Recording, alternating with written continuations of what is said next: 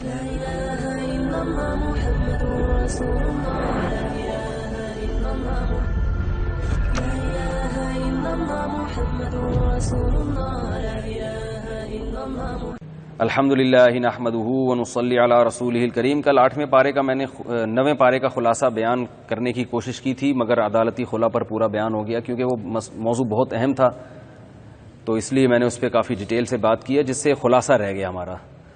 اور آپ کو پتہ ہے رمضان 29 کا ہی چانس ہے، اس دفعہ کئی سالوں سے 29 ہی ہو رہا ہے، تو ہو سکتا ہے 30 ہو جائے، لیکن پھر ہمارے لیے جو ہے نا، اگر 29 ہوئے تو ہمارے لیے اس قرآن کی تکمیل بہت مشکل ہو جائے گی. تو اس لیے میں کوشش کروں گا کہ آج 9واں پارہ اور 10واں دونوں میں بیان کر دوں، مختصر اور منتخب آیات. تو شعیب علیہ السلام کی بات چل رہی تھی. شعیب علیہ السلام سے قوم نے کہا کہ آپ نماز پڑھتے ہوئے بہت اچھے لگتے ہیں، ہمارے کاروباری معاملات میں دخل اندازی ہمیں پسند نہیں ہے. اس پہ میں نے کہا تھا کہ شریعت کو ہر چیز میں آپ کو اوپر رکھنا پڑے گا، صرف نماز روزے کی حد تک نہیں، ہر چیز میں اللہ کے حکم کو پہلے ماننا پڑے گا. موسیٰ علیہ السلام کا اللہ نے اس میں واقعہ بیان کیا ہے کہ موسیٰ علیہ السلام جب فرعون کے دربار میں پہنچے دعوت دینے کے لیے، فرعون نے کہا کہ آپ کے پاس اپنے نبی ہونے کی کوئی دلیل ہے؟ موسیٰ علیہ السلام نے لاٹھی زمین پہ ڈالی، وہ ایک سانپ بن گئی، اور اپنا ہاتھ گریبان میں ڈال کے جب باہر نکالا تو وہ سورج کی طرح چمک رہا تھا. فرعون نے کہا، اور فرعون کے درباریوں نے کہا، لساحر علیم، جادو ہے، مسمرزم ہے. شعبدے بازیاں ہوتی ہیں، ہر دور میں ہوتی ہیں، تو یہ بھی وہی ہے. اور اصل میں یہ چاہتے ہیں جادو کے زور سے ہمیں ہمارے ملک سے نکال دیں. سیاسی مفاد ہیں. کیا ہیں؟ سیاسی مفاد ہیں. تو اور پھر کہنے لگے کہ اب چونکہ لوگ تو بہرحال متاثر ہو چکے تھے، بھئی یہ لاٹھی کیسے سانپ بن رہی ہے، تو کہنے لگا فرعون کے اور درباریوں نے مشورہ دیا کہ سارے جادوگروں کو بلا لیں، کھلے عام مقابلہ ہو جائے گا، دودھ کا دودھ پانی کا پانی ہو جائے گا. تو وجاء السحرۃ، تو فرعون جادوگر آئے فرعون کے پاس اور کہنے لگے کچھ کمیشن بھی ملے گا ہمیں، ہم اگر موسیٰ علیہ السلام کو جادو میں ہرائیں گے تو کوئی کمیشن بھی ہے؟ فرعون نے کہا کمیشن ہی کمیشن، ٹھیک ہے نا، کمیشن نہیں، بلکہ تمہیں میرے پاس مضبوط ٹھکانہ ملے گا، میرے درباری بن جاؤ گے تم. وہ پھر مشہور واقعہ ہوا کہ جادوگروں نے جب لاٹھیاں پھینکی ہیں، سانپ بن کے دوڑنے لگیں. موسیٰ علیہ السلام خوفزدہ ہوئے، اللہ نے کہا آپ لاٹھی پھینکیں، وہ اژدہا بن کے اس نے سب کو نگل لیا. تو جادوگر حیران ہوئے کہ ہم نے جو لاٹھی کو پھینکا تو وہ سانپ بنی تو نہیں تھی، وہ تو دکھنے میں ایسی لگ رہی تھی کہ سانپ ہے، لیکن یہ عجیب بات ہے، انہوں نے لاٹھی پھینکی وہ تو واقعی سانپ بن گئی. تو یہ تو پاسبل ہے ہی نہیں. جادوگر تو جادو کی حقیقت کو جانتا ہے نا. میں بار بار اسی لیے تو کہتا ہوں، جو جس فیلڈ کا ماہر ہوتا ہے نا، اس سے اس کا پوچھو، وہ بتائے گا. دیکھو موسیٰ علیہ السلام نے لاٹھی پھینکی، وہ سانپ، اور جادوگروں نے لاٹھی پھینکی، وہ بھی کیا، رسیاں پھینکی، وہ بھی کیا تھی، سانپ. عوام کو نہیں پتا چلا ان میں صحیح کون ہے غلط کون ہے، کیونکہ عوام کی یہ فیلڈ ہی نہیں ہے. کیا خیال ہے بھائی؟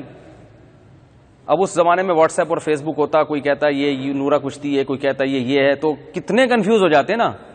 او بھائی جادوگروں سے پوچھ لو یار، بھائی موسیٰ علیہ السلام نے جو لاٹھی پھینکی ہے یہ جادو ہے یا کیا ہے، وہ فوراً بتا دیتے بھائی یہ جادو نہیں ہے. 2-4 جھوٹ بولتے، 8-10 جھوٹ بولتے، سارے تھوڑی جھوٹ بولتے. تو قرآن کہہ رہا ہے جیسے ہی موسیٰ علیہ السلام نے لاٹھی زمین پہ ڈالی ہے، فَأُلْقِيَ السَّحَرَةُ، جادوگر فوراً سجدے میں گر گئے. فا آتا ہے فوراً کے لیے. ایک دم حیران ہو گئے، بھائی یہ تو آج تک ہم بڑے بڑے فنٹر پیدا ہوئے ہیں ہمارے ہاں، یہ کام نہیں کر سکے، انہوں نے کیسے کر دیا؟ کیونکہ وہ جان رہے تھے کہ ان کی لاٹھی حقیقت میں سانپ بنی ہے اور ہماری والی صرف یخیل. قرآن کے الفاظ ہیں، خیال یہ گزرا لوگوں کو، یخیل، تخیلاتی دنیا میں ان کو محسوس ہوا کہ یہ کیا ہے، سانپ ہے. اس سے یہ بھی پتا چلتا ہے قرآن نے اس جادو کو بہت بڑا جادو کہا ہے، جادوگروں نے بہت بڑا جادو کیا. پتا چلا بہت بڑا جادو جب ہزاروں جادوگر مل کے کریں اور قرآن اس کو بہت بڑا جادو مان رہا ہو، اس میں بھی کسی چیز کی حقیقت چینج نہیں ہوتی، دیکھنے میں ایسا لگتا ہے کہ ایسا ہو رہا ہے. تو یہ جادوگر جو کہتے ہیں نا ہم یوں بنا دیں گے، ہم یوں بنا دیں گے، ہم یوں کر دیں گے، ہم یوں کر دیں گے، کچھ بھی نہیں کرتے، صرف نظر کو دھوکہ دیتے ہیں. سمجھ رہے ہیں؟ اگرچہ بعض علماء اس کے قائل ہیں کہ جادو سے حقیقت بھی چینج ہو جاتی ہے. ہمارے ہی اکابر میں بعض علماء اس کے قائل ہیں. کہ جادو سے حقیقت کیا ہو جاتی ہے؟ چینج ہو سکتی ہے. اور اس پر عبداللہ بن عبد السلام رضی اللہ تعالیٰ عنہ کی روایت بھی پیش کی جاتی ہے کہ میں اگر وہ کلمات نہ پڑھتا جو نبی نے مجھے سکھائے ہیں تو یہودی مجھے جادو کر کے گدھا بنا دیتے.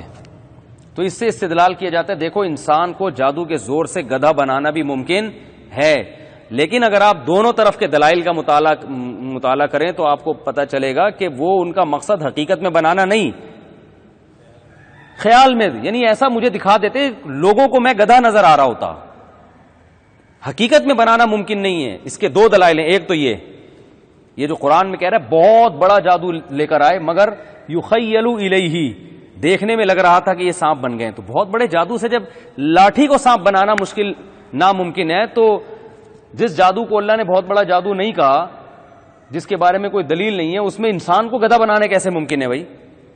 بات آ رہی ہے سمجھ میں؟ دوسری بات یہ کہ جادوگروں کو اگر یہ اختیار ہو جائے کہ انسان کو گدھا بنا دیں اور فلاں کو یہ بنا دیں تو جادوگر تو زمین میں فساد مچا لیں، زمین کا نظام چلنا کیا ہو جائے گا. بولتے کیوں نہیں یار؟ کیا ہو گیا؟ آپ لوگ کو کیا بنایا جادوگروں نے؟ کوئی جادو تو نہیں کیا نا آپ پہ کسی کی؟ تو وہ تو پھر بہت کچھ کر لیں. جبکہ دنیا میں سب سے زیادہ پست حالت کس کی ہوتی ہے؟ جادوگر. سب سے زیادہ غریب غربا یہ طبقہ ہوتا ہے. اگر پیسہ ہوتا ہے تو جادو کے زور سے نہیں ہوتا، لوگوں کو الو بنا کے ان کی جیبوں سے ہدیے نذرانے لے کے ہوتا ہے.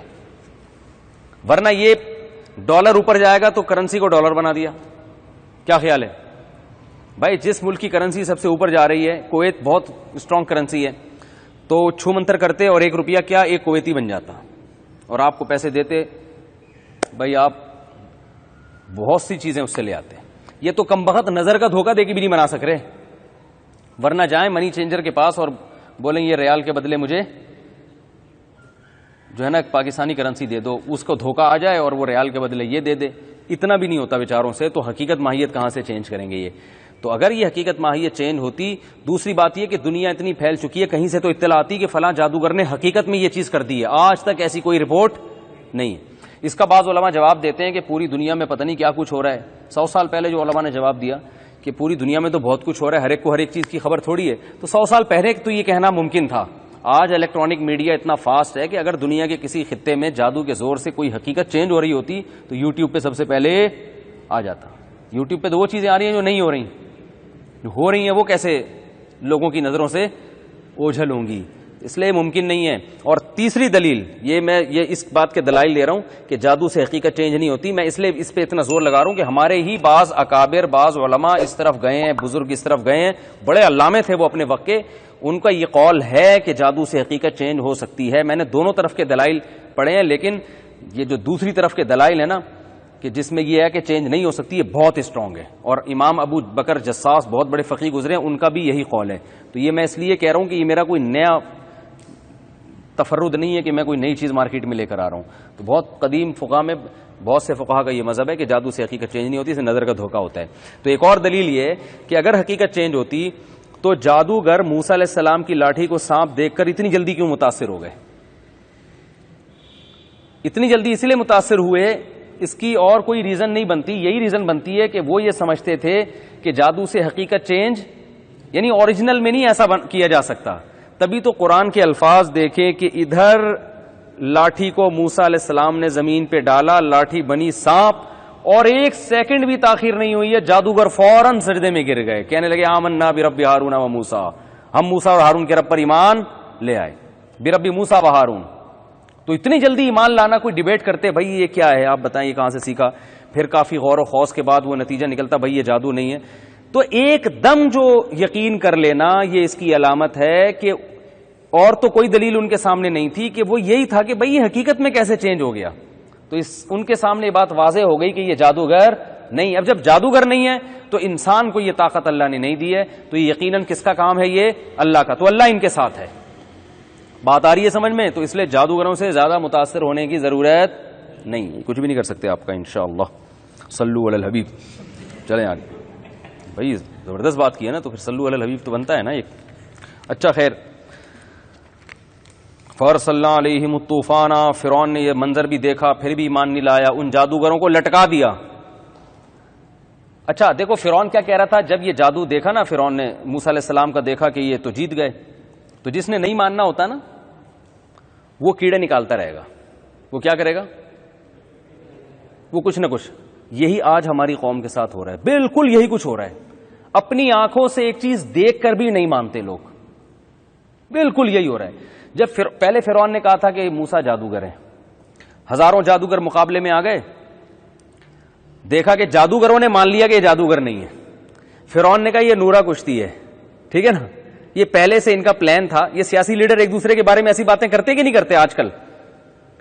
ارے ہر تنظیم, ہر جماعت جو اپوزیشن میں ہو وہ حزب اختلاف سے اسی سٹائل میں بات کرتی ہے کہ نہیں کرتی؟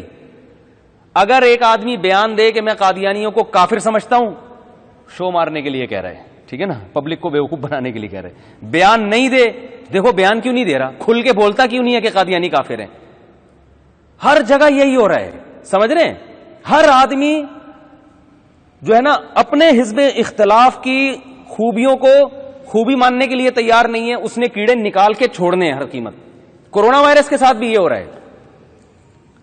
بھائی وبا ہے, اللہ کے بندوں کوئی فراڈ نہیں ہے, کوئی کسی ملک کی سازش نہیں ہے. بیماری اللہ کو قدرت نہیں ہے کہ لوگوں کو بیمار کر دے. کیا ہو گیا؟ کیا یہودیوں کو ساری اتنا اللہ نے ان کو اسٹرانگ بنا دیا کہ وہ ہمارا خدا بنا دیا اسرائیل کو, کہ وہ جو دنیا میں جو چاہے کرتا پھرے, تو سارا نظام عالم برباد ہو جائے گا. بھائی ہر 100 سال میں وبائیں پھیلتی ہیں. ہمارے باپ دادا ہمیں بیان, ہماری دادی بتاتی تھی, انڈیا میں جب وبائیں پھیلتی تھیں ایسے ہر گھر سے جنازے اٹھتے تھے. وہ بھائی ایک وبا پھیل گئی, نہیں یہ وبا نہیں ہے, یہ پہلے تو الو بنایا جا رہا ہے, کچھ ہے ہی نہیں, بس ایسے بھی ڈھونگ. اصل میں چائنا کی طاقت بڑھ رہی تھی نا, چائنا سپر پاور بن رہا تھا, اس کو نیچے گرانے کے لیے. ایک آدمی سے میری بحث ہوئی, بہت اہم مضمون ہے, بالکل ایسا ہی ہے جیسا ہی ہے. پہلے میں اس کو کمپلیٹ کر دوں. فرعون نے کہا نورا کشتی ہے.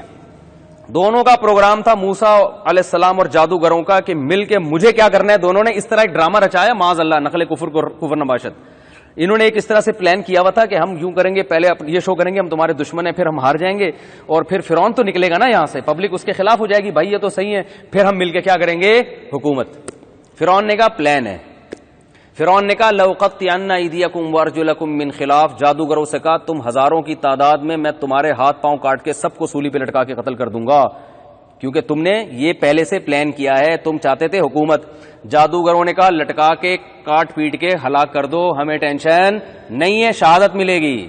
آمنا بربنا لیغفر لنا خطایانا, ہم رب پر ایمان لائے ہیں تاکہ ہم نے جو جادو کیا اس گناہ کو اللہ معاف کر دے, اور تو نے ہمیں تو پیغمبر کے مقابلے میں لا کے کھڑا کر دیا تھا, یہ تو ہمیں کیا پتا یہ پیغمبر تھے, یہ تو اتنا بڑا جرم ہو گیا, تو اللہ کا عذاب نہیں آیا, شکر ہے ہم پر, تو ہمارے لیے اس سے بڑی کیا سعادت ہے, تو اس دنیا میں جو سزا دے سکتا ہے دے, فقضی ما انتا قاض. اب آپ بتاؤ جو دنیا پرست انسان ہوتا ہے, جس کو دنیا کی لالچ میں موسیٰ کے مقابلے میں آیا ہوگا نورا کشتی کے لیے, وہ قتل ہونے کے لیے تیار ہو جائے گا؟ وہ تو فرعون سے الگ سے سائٹ پہ گئے گا, فرعون سے کہے گا ذرا چھاؤں میں آئیے, آپ سے ایک بات کرنی ہے ہم نے. بادشاہ سلامت, دھمکیاں آپ پبلک کے سامنے دے دیں, ٹھیک ہے آپ کا یہی ہے کہ, لیکن ذرا چھاؤں میں آئے, دیکھیں وہاں سے تو اتنے مل رہے ہیں ٹھیک ہے نا, کیا خیال ہے؟ اگر آپ اس سے زیادہ کی آفر کرتے ہیں تو ہم موسیٰ کا کیا کر دیتے ہیں, انکار کر دیتے ہیں.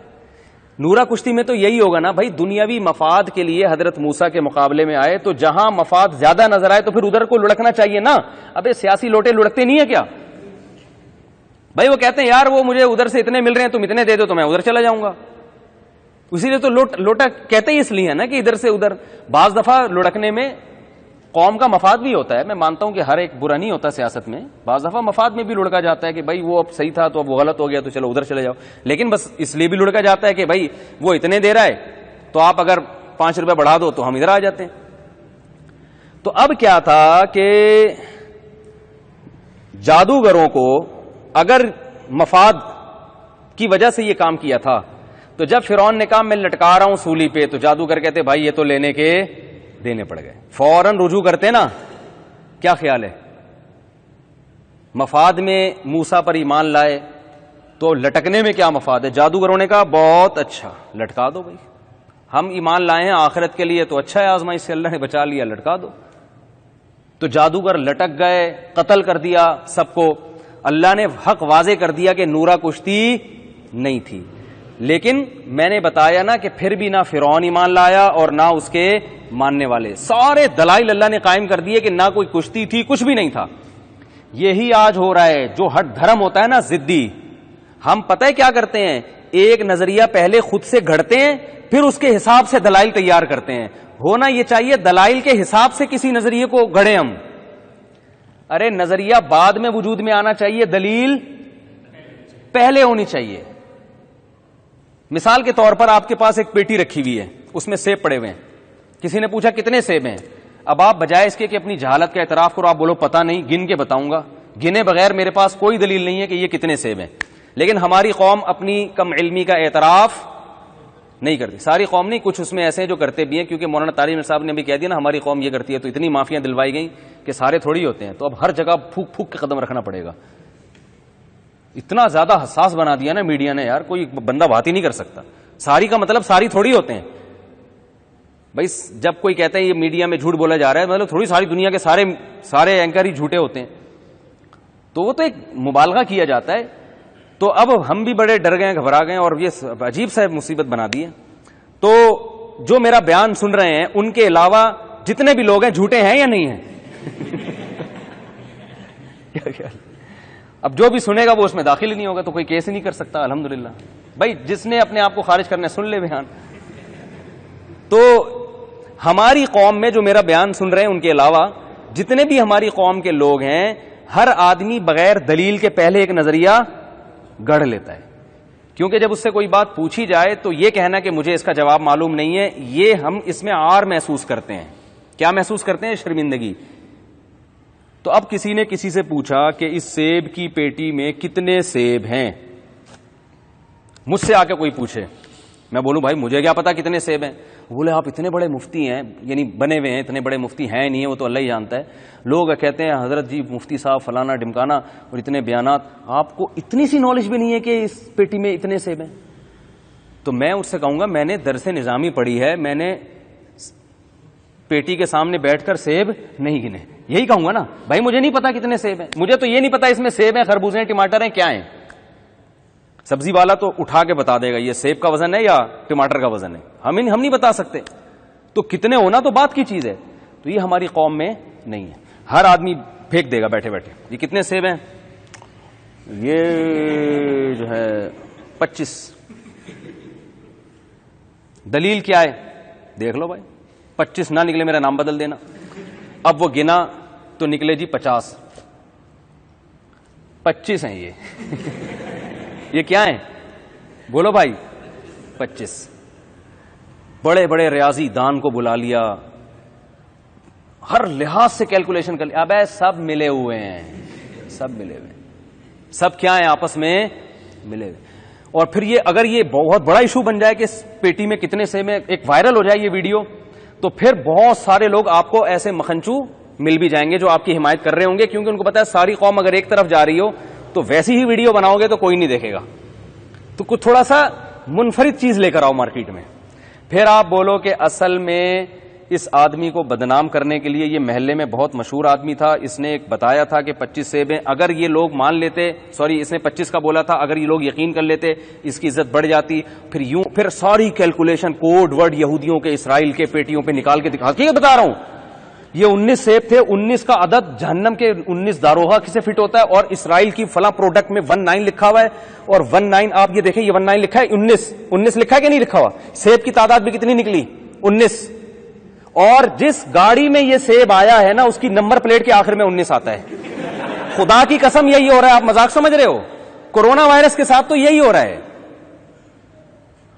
25 یا 19 یا جتنے بھی سیب تھے نا, وہ 25 کا عدد نکالیں گے, پھر اس کو کیلکولیٹ کریں گے, پھر امام مہدی سے ضرب دیں گے اس کو, پھر دجال آئے گا درمیان میں, پھر وہ حدیثیں جس میں دجال کا تذکرہ ہے اس میں 19 صحابہ سے مروی ہے, تو 19 کا عدد یہاں فٹ ہو رہا ہے. حالانکہ 19 صحابہ, ایک مثال دے رہا ہوں میں, کچھ نہ کچھ بنا کے, چونکہ ایک نظریہ گھڑ لیا, امام مہدی کو لا کے چھوڑنا ہے اگلے سال, دجال کو نکالنا ہے بہرحال, تو اب اس کے لیے پورا جو ہے نا دلائل کے تانے بانے ملا کے جوڑ جاڑ کے وہ سیب کو کم بخت ثابت کر کے چھوڑے گا کہ یہ کتنے ہیں, 25 ہیں. اور ہمارے ملک میں اس کو باہر کے ملکوں میں تو فالو کرنے والے زیادہ لوگ نہیں ملیں گے, لیکن انڈیا, پاکستان اور بنگلہ دیش میں اس کے فالوورز 50 کہنے والوں سے زیادہ ہو جائیں گے. جنہوں نے کہا تھا نا 50 سیب میں, بڑے بڑے ریاضی دان, وہ تو سارے سازشی ہو جائیں گے, وہ سارے بکے ہوئے ہو جائیں گے, وہ سارے یہودی کے ایجنٹ ہو جائیں گے, ان کی شرٹوں پہ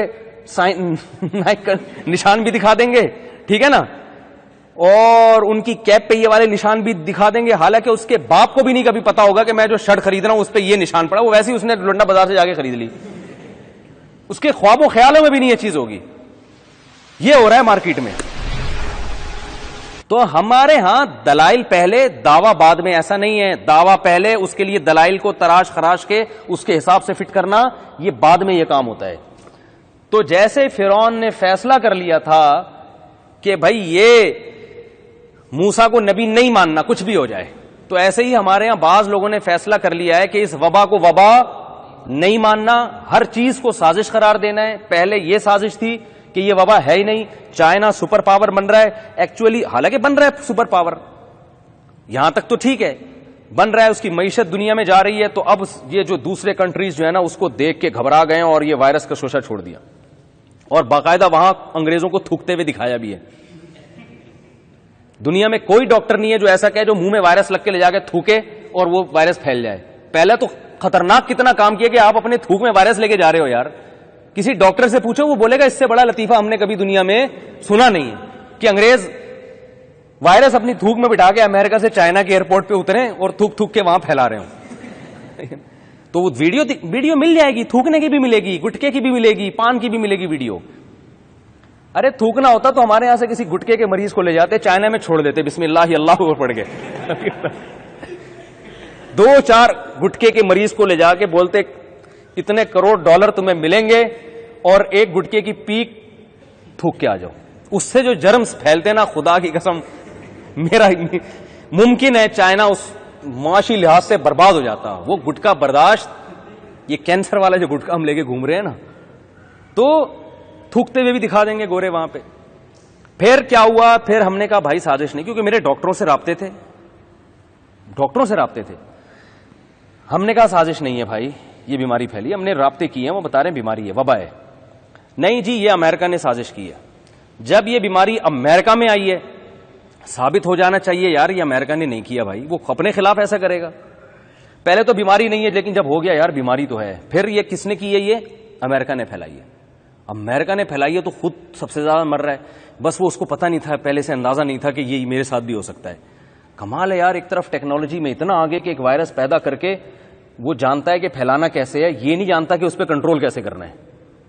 وہ بم بنا رہے ہیں لیکن ان کو یہ نہیں پتا کہ یہ ہمارے اسلحہ خانے میں ہی پھٹ سکتا ہے. اس کی سیکورٹی کا پہلے انتظام نہیں کیا, گرنیڈ بنا کے پہلے سے رکھ لیا کہ کوئی بھی بچہ آگے پن نکالے گا یہیں پھٹ جائے گا. تو گرنیڈ بنانے والا اپنی سیکورٹی کا انتظام, یہ وائرس بھی تو ایک بم ہے نا, تو اپنی سیکورٹی کا انتظام وہ پہلے کرے گا اور سازش کے لیے وہ بعد میں اس کو استعمال کرے گا. تو امریکہ جب تباہ ہونے لگا تو اب ڈاکٹروں نے کہا بھائی جو غلطیاں امریکہ نے کی, جو غلطیاں اٹلی نے کی, وہی غلطی پاکستان کر رہا ہے. انہوں نے بھی اس کو مذاق سمجھا تھا, احتیاط نہیں کی تھی. پاکستان بھی کیا سمجھ رہا ہے اس کو, مذاق, لہذا یہاں بھی وائرس پھیلے گا. لوگوں نے کہا جھوٹ ہے, یہاں ہم چونکہ وضو کرتے ہیں, ہم چونکہ نماز پڑھتے ہیں. میں نے بھی بیانات کیے, علماء نے بھی سمجھایا بھائی وائرس نمازی اور بے نمازی میں فرق. دیکھو جب بم پھٹے گا تو یہ ممکن ہے کہ نمازی کے ٹانگوں کے بیچ میں سے نکل کے یوں گھوم کے جائے ہے بھائی, یہ نمازی ہے تو یہ ذرا بم بولے گا یار یہ ادھر سے سائڈ سے ادھر سے پکڑو, پھر یہاں سے یو ٹرن لو. پھر وہ سامنے والا بھی نمازی ہے تو اب وہاں سے راستہ نہیں مل رہا, دونوں چپک کے کھڑے ہوئے تو ٹانگوں کے بیچ میں سے نکل کے جاؤ. تو جیسے ہی بم پھٹے گا تو ابھی ماضی میں جو کراچی میں حالات خراب ہوئے, زیادہ تر مسجدوں میں بم پھٹے نا, تو مرے کون زیادہ تر, نمازی. وہ الگ بات ہے شہادت کے مرتبے پر پہنچ گئے, لیکن اب شہادت میں پہنچانے کے لیے کیا بم اگر پتا ہو کہیں پھٹنے والا ہے تو آپ احتیاط کرو گے کہ نہیں کرو گے, یا آپ بولے کہ چونکہ شہادت ملتی ہے تو اگر وہاں بم پڑا ہوا ہے تو میں اسپیشلی وہاں جا کے کھڑا ہوں گا. تو یاد رکھو جیسے بم پھٹنے سے کوئی مرے تو شہادت ہے, ایسے ہی وائرس سے ہلاک ہوگا تو شہادت ہے, لیکن اس شہادت قدرت کی طرف سے آئے تو اچھا ہے. خود سے جا کے اس وائرس کو گلے لگانا اور بے احتیاطی تدابیر کر کے اپنے اندر ٹرانسفر کرنا, یہ کوئی عقل مندی کا کام, بولو نا بھائی, نہیں ہے. تو یہ خبریں پھیل گئیں کہ جی یہ مسئلہ کیا ہے کہ یہ امریکہ کی سازش ہے اور فلانی سازش ہے. اب جب اب پاکستانی یہ ایسے اتنا ہے نہیں جتنا بڑا چڑھا کے بیان کیا جا رہا ہے. پھر جب پاکستان میں انتقال ہونا شروع ہوا, ہمارے ریلیٹو کا, مجھے کل کچھ نے کوئی آپ کے ریلیٹو کا انتقال ہوا, میں نے کہا ہوا ہے, میں نے نام بتانا شروع کر دیے. تو ان کے بارے میں خبریں آئیں کہ ان کا کورونا سے نہیں ہوا تھا, وہ تو کسی اور وجہ سے ہوا تھا. ایک صاحب کا انتقال ہوا, میجر کیا نام ہے ان کا, ایبٹ آباد میں ایک آرمی کے میجر تھے تبلیغ جماعت کے, ان کا انتقال ہوا کرونا سے. 5 تو تبلیغ جماعت ہی کے بزرگ ہیں جن کو ہم جانتے ہیں جن کا کرونا سے انتقال ہوا. اس کے علاوہ بھی بہت سارے لوگ ہیں, ڈاکٹر, جوان ڈاکٹر کا انتقال ہوا.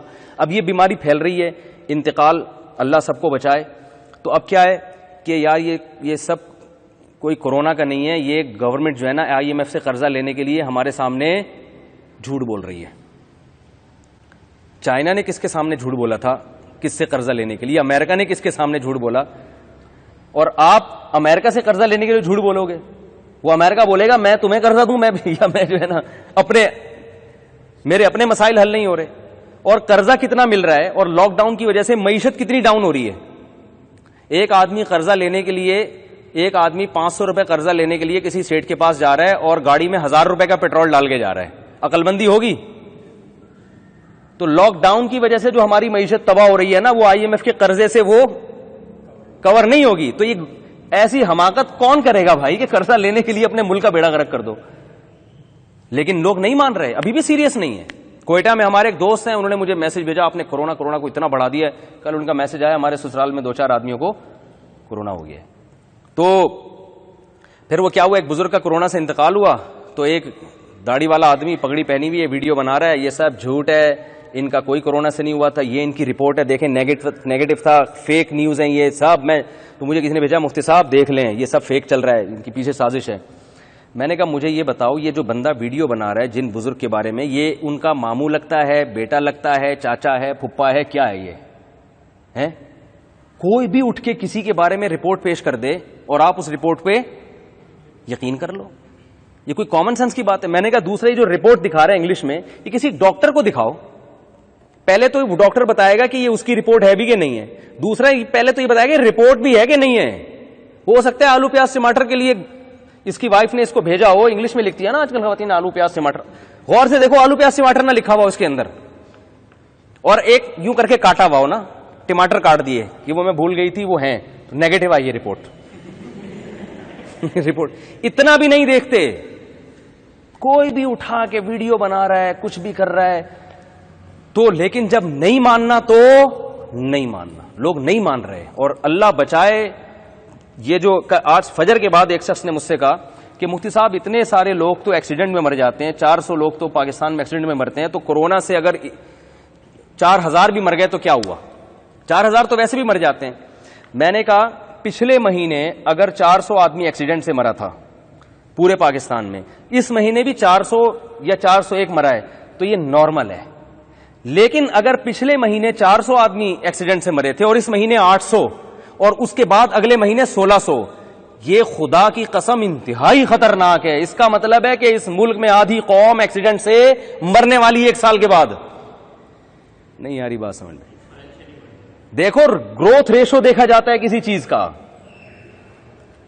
یہ نہیں دیکھا جاتا کہ کتنے افراد مر رہے ہیں یہ کتنے متاثر ہو رہے ہیں, یہ دیکھا جاتا ہے کہ متاثر ہونے والوں کا ریشو کتنا ہے. پچھلی دفعہ کتنے تھے؟ دیکھو فیملی پلاننگ والے کیا کہتے ہیں, گروتھ ریشو کم کرو, یہ کہتے ہیں نا, یہی کہتے ہیں نا, ان کو پتا ہے کہ یار یہ بڑھتا رہا تو اتنے ہو جائیں گے. اللہ نے تو کہا ہو جائیں, کوئی مسئلہ نہیں ہے. وہاں تو اللہ نے ہمیں بتایا کہ ہو جائیں, یہ فائدہ ہوگا, اس سے زمین کو نقصان نہیں ہوگا. لیکن اگر یہ موت ریشو اسی حساب سے بڑھنا شروع ہو جائے جس حساب سے بچے پیدا ہو رہے ہیں, 1 کے 2 اور 2 کے 4 اور 4 کے 8, تو یہ بہت خطرناک ہے. اس کا مطلب اللہ نہ کرے, میں ڈرا نہیں رہا لیکن ایک گراؤنڈ ریئلٹی بتا رہا ہوں, اگر اس پہ کنٹرول نہیں کیا ہر گھر سے جنازہ اٹھے گا. سمجھ میں آ رہی ہے بات کہ نہیں آ رہی؟ ہر گھر سے جنازہ اٹھنے کا خطرہ ہے.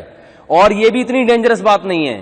زیادہ ڈینجرس بات یہ ہے کہ ہسپتالوں میں کورونا کے مریضوں کو قبول نہیں کیا جا رہا. آپ جب اپنے پیشنٹ کو لے کے در در کے دھکے کھاؤ گے نا, پھر آپ بولو گے یہ کیا ہو رہا ہے ہمارے ساتھ.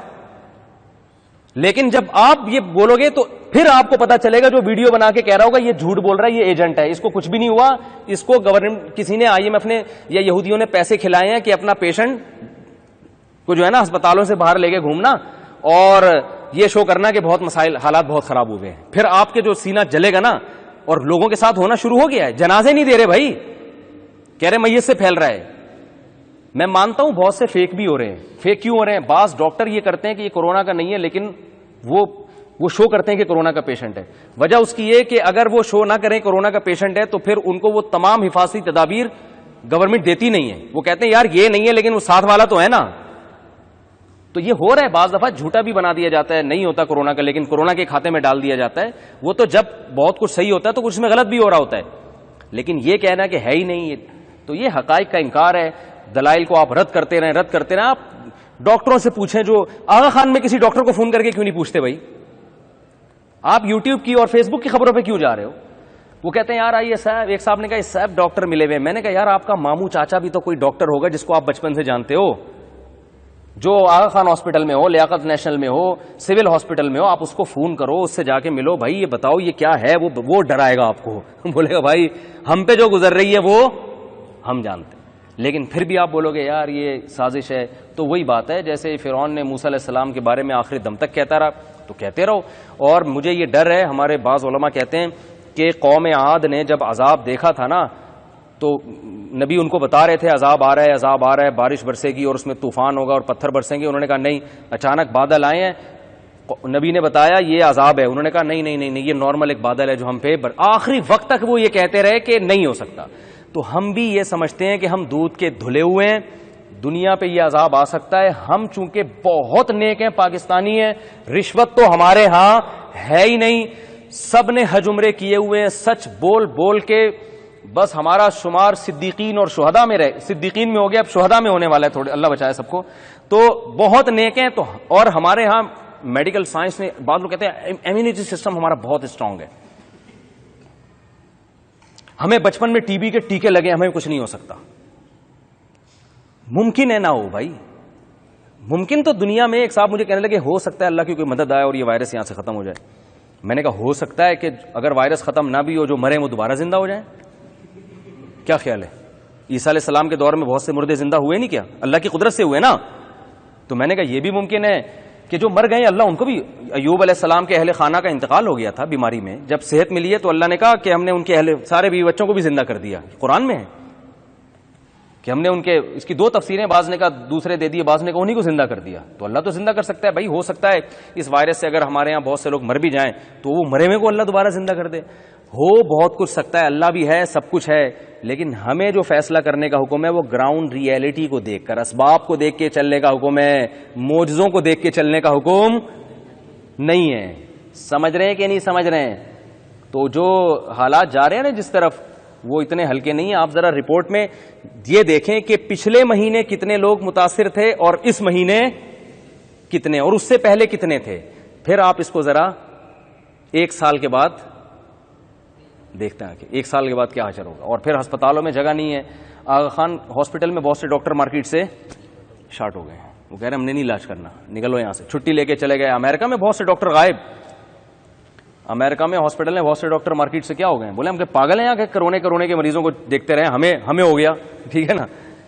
تو وہ تو بڑے دل گردے والے ڈاکٹرز ہیں جو کھڑے ہوئے ہیں, جو قوم کے لیے قربانیاں دے رہے ہیں. سارے تھوڑی قربانی دے سکتے ہیں. تو موت بڑی خطرناک ہو رہی ہے. جو مر رہا ہے اس کو میت نہیں دے رہے, دفنانے کے لیے وہ جنازہ نصیب نہیں ہو رہا, غسل پتہ نہیں دے رہے, لواحقین کو میت کی زیارت کی اجازت نہیں دے رہے. اور کمال کی بات ہے جس کے ساتھ یہ ہوتا ہے وہ اگر بتا رہا ہے کہ ہو رہا ہے تو اس کو کیا کہتے ہیں, ایجنٹ ہے, پیسے کھایا ویسے.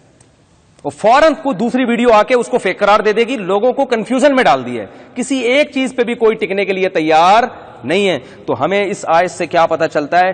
جادوگروں نے کہا موسیٰ جادوگر ہیں, جادوگروں نے لاٹھی کو سانپ بنایا, وہ سمجھتے تھے جادو ہے. موسیٰ علیہ السلام نے لاٹھی پھینکی, سانپ بنا. قوم یہی سمجھ رہی ہے دونوں جادوگر ہیں, مگر جادوگروں نے کہا کہ ہم جادوگر ہیں, یہ جادوگر نہیں ہے. کیا پتا چلا؟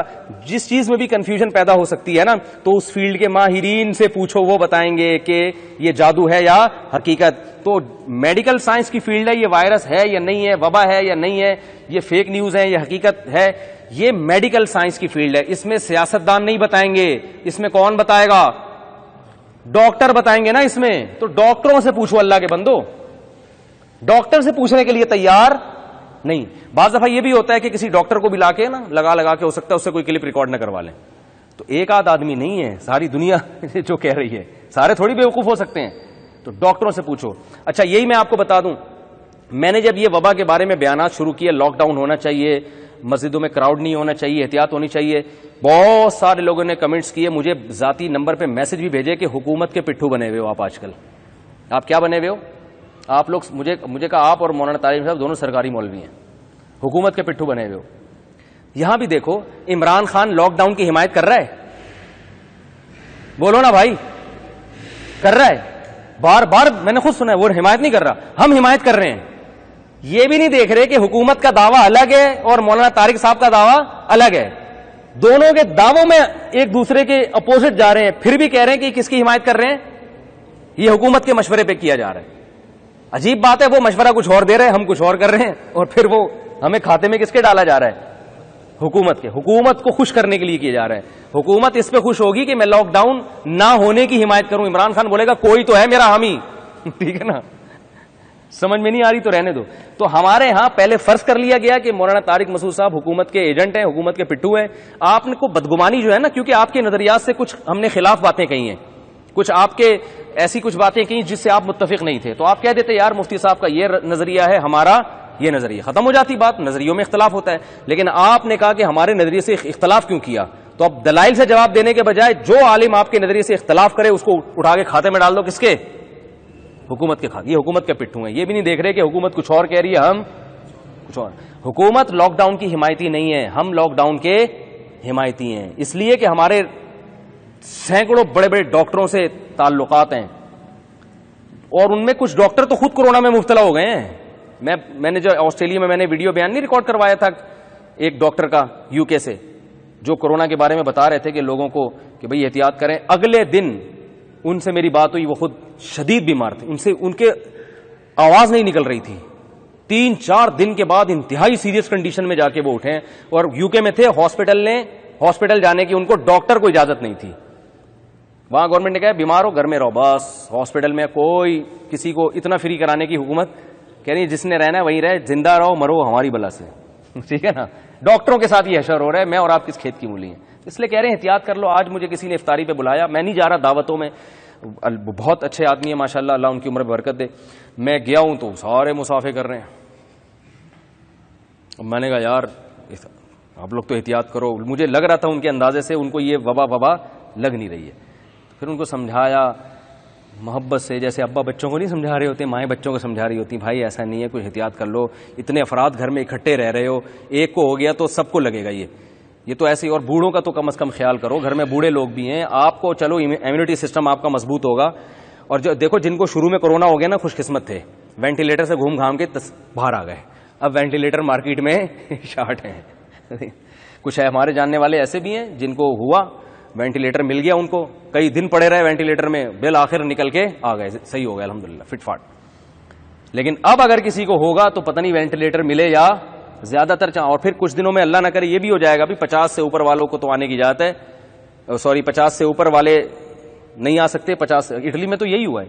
اور آپ کی اطلاع کے لیے بھی عرض ہے کہ بہت سی جگہوں میں, میں نام نہیں بتاؤں گا, بہت سی جگہوں کو پیشنٹ کو مارا بھی جا رہا ہے کہ جان چھڑاؤ, کہ یہ پیشنٹ جتنے زندہ رہے گا نا دوسروں کو لگائے گا, چھپڑ میں اس کا انا للہ ہی کر دو تاکہ بیماری ختم ہو. چاہے ملکوں کا نام نہیں لینا چاہیے, ایک بڑا مسئلہ کھڑا ہو جاتا ہے. پھر بعض کنٹری میں باقاعدہ مارا گیا ہے, مریضوں کو باقاعدہ مارا گیا ہے.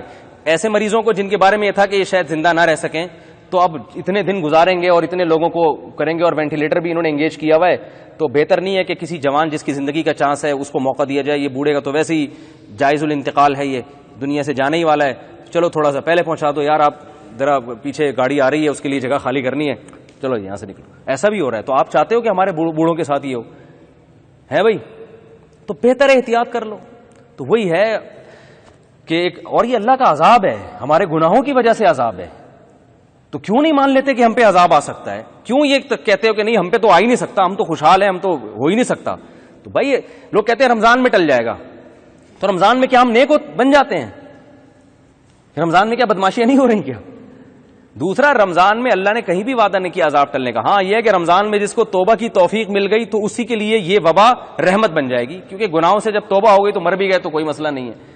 تو وہی ہے کہ جو یہاں ہمیں مل رہا ہے نا، قرآن سے یہی پتہ چلتا ہے کہ جس نے نہیں ماننا ہوتا، جیسے اللہ نے شروع پارے میں کیا فرمایا کہ یہ اے نبی آپ سے معجزے مانگ رہے ہیں نا، آپ نے چاند کے 2 ٹکڑے بھی کر کے دکھا دیے ان کو، اور جو ہے آپ کی انگلیوں سے چشمہ بھی جاری ہو گیا، اب یہ کہہ رہے ہیں مردوں کو زندہ کرو، فرشتے آگے ہم سے ہم کلام ہوں. تو اللہ نے بتایا کہ وہی جو چاند کے 2 ٹکڑے دیکھ کر انہوں نے کہا تھا وہی مردوں کو زندہ ہو کے بھی وہی کہنا ہے انہوں نے.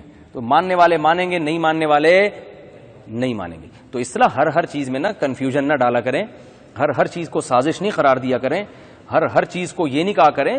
جو جس فیلڈ کے ماہر ہوں ان سے رابطہ کریں، 1 سے نہیں 2 سے نہیں 8-10 ڈاکٹروں سے، اچھے ڈاکٹروں سے جو سینئر ہیں اور اپنی فیلڈ کے ماہر ہیں ان سے پوچھ لیا، بھائی ٹھیک ہے اب تسلی ہو گئی، تو اتنا کافی ہے. نہیں آ رہی سمجھ میں تو جیسے چل رہے ہیں ویسے ہی ٹھیک ہے.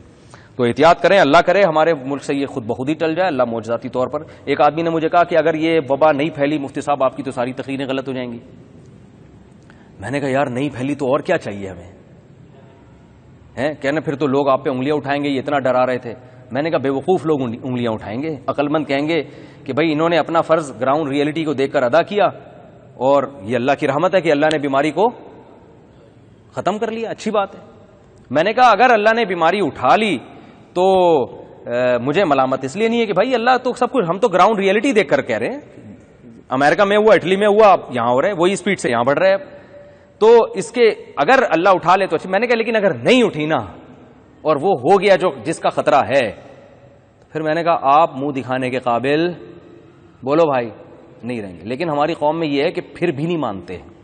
پڑوس سے جنازہ اٹھے گا نا بولیں گے یار یہ ابھی ایک صاحب کو کوئٹہ میں ہوا کورونا، ہمارے استاذ نے بتایا، میڈیکل اسٹور میں تھے، میڈیکل اسٹور میں رش بہت ہوتا ہے، تو جو ایسی کراؤڈ کی جگہ پہ ہوتے ہیں نا ان کو زیادہ خطرہ ہوتا ہے.